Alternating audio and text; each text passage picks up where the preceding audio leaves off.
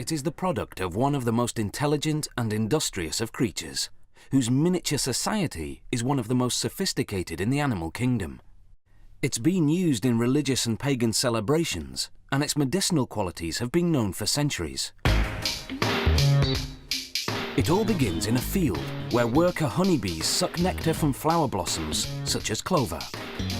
They store it in their honey sac, then return to the hive where other worker bees suck it out and chew it, breaking down the nectar's complex sugars into two simple sugars called glucose and fructose. The bees then deposit the nectar into the cells of the wax honeycombs they've built. They fan it with their wings until most of the water content evaporates in the warm air of the beehive. What's left is thick and gooey honey. The bees then cap each honey-filled cell with beeswax. That's when the beekeeper steps in. Bees will sting if taken by surprise, so the beekeeper sprays the hive with smoke from burning pine needles, a scented warning that foreigners are about to enter the hive. Inside the hive are wooden frames hanging side by side, each holding a honeycomb. A hive can house hundreds of thousands of bees, all descendants of the prolific queen bee.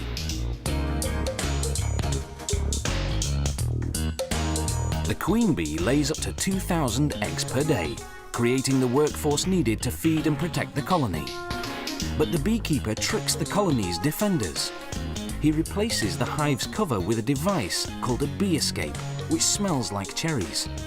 Bees dislike the scent, so most fly to the bottom sections of the hive. Another warning spray, and the beekeeper removes the bee escape. Now, he can escape with the honeycombs.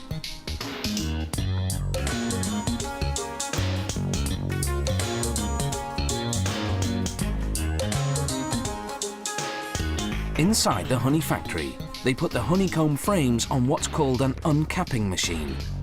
Like a razor, it shaves off the wax caps of the honey-filled cells of the combs. They scrape off the remains manually. Then they set the frames on another machine called a honey extractor. It spins the honeycombs until all the honey is forced out of the cells. Afterwards, they filter the honey to remove any pieces of wax that have slipped through. Then the honey is ready for bottling. Some beehives contain smaller frames designed to produce honey that isn't extracted from the honeycomb. Workers remove the frame and cut the honeycomb into pieces with a heated knife. This seals the wax around the honey inside.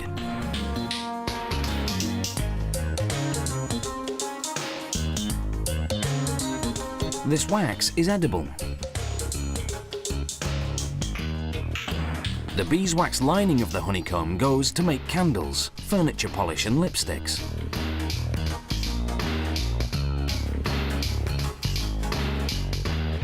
When producers have more liquid honey than they can sell, they simply let it granulate, where it develops sugar crystals that turn hard and white.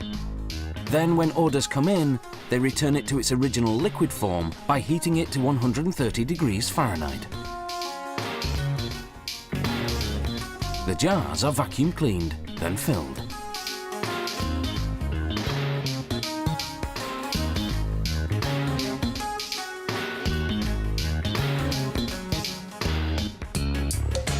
One beehive can yield over 3 kilograms of honey in a single day. That's much more than the bees need for themselves. The surplus is what we end up eating.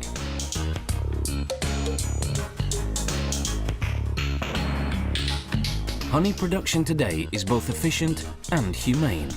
For centuries, the only way to harvest honey from hives had been to kill the bees.